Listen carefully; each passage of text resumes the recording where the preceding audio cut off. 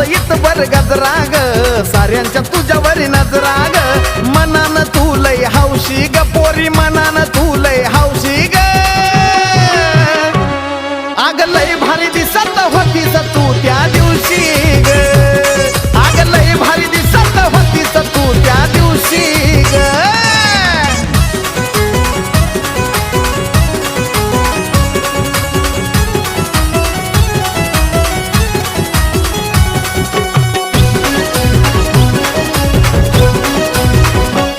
सांग ध्यानात हाय का तुझ्या तुझ्या घरात होती पूजा